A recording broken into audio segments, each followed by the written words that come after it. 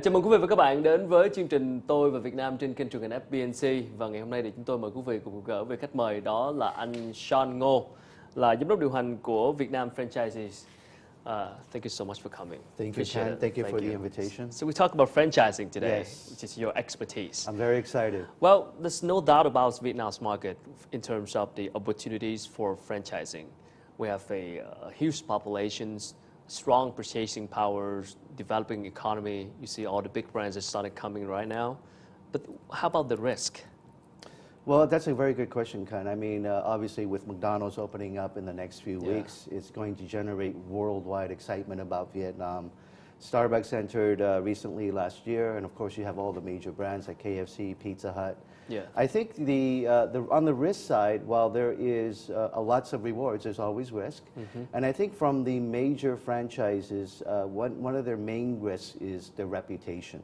So what they want to do is make sure that they take their time and find the right franchisees in each market, because if the franchisee does something wrong, if they don't develop the market as planned, if they don't have the capabilities, or if they do something that damages the brand, a brand like McDonald's will face a lot of implications, whether it's financially or non-financially, whether that means bad press, or whether that means for them to enter new markets where they may have failed in a market like Vietnam, makes it very, very important for them to choose the right franchisees, which is the reason why it took about 10 years to find the right franchisee for McDonald's. Sure. And the same thing with Starbucks. So specifically, what is the process of looking for a local partner? I think, I think obviously what they want to do is ensure that, there are probably three main criteria that they look at. One of them is, of course, is your track record. Have you been successful in the industries that you are involved in?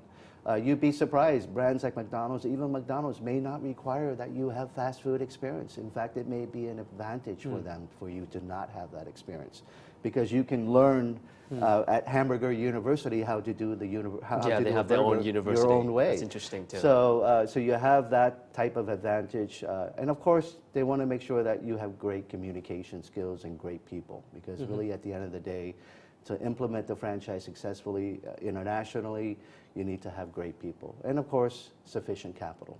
So retail skill is a must, you mean? Retail skills is always a big plus.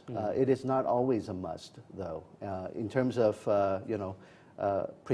preferable attributes, of course, getting an access to great real estate locations is a huge advantage. If everybody else is the same, and you have the ability to locate and to acquire great locations, that of course is very important to a brand like McDonald's. Yeah, it took McDonald's like 10 years to finally make the decision to come here. Yes. And took Starbucks quite a few years too. Yes. I mean, what are some of the specific sides saying that, okay, the market is ready, we can come right now? I mean, Sure. how do they do due diligence for this market? Sure.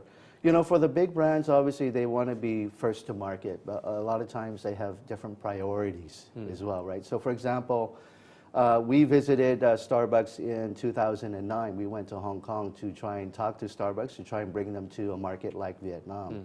And, we were probably one of 100 groups that came to the Starbucks office there.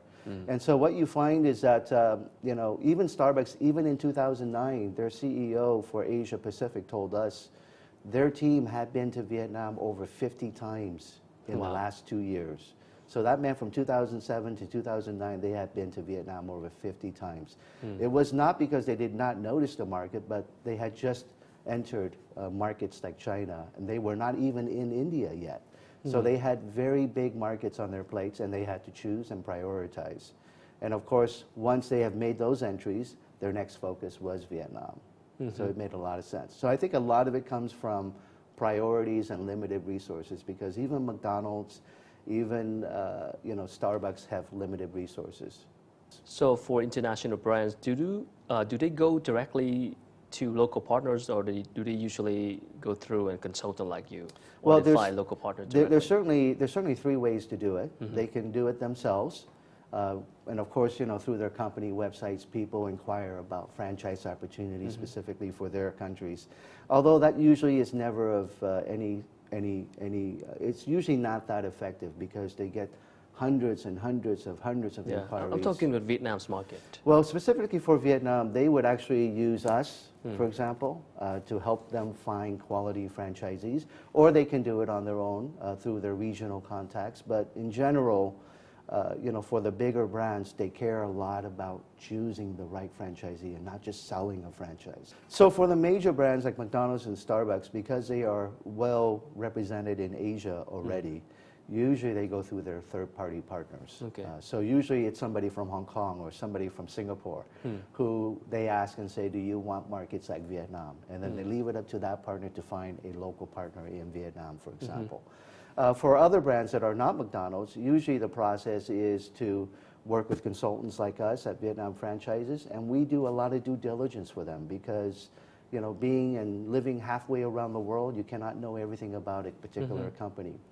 And notice that many of these franchises have inquiries all around the world. It's not just within Asia. So they have limited capacities on their own side as well. So what we do is we collect the information, we market the franchise opportunities to the right franchisees, and we do that due diligence that they cannot possibly do because they are halfway around the world.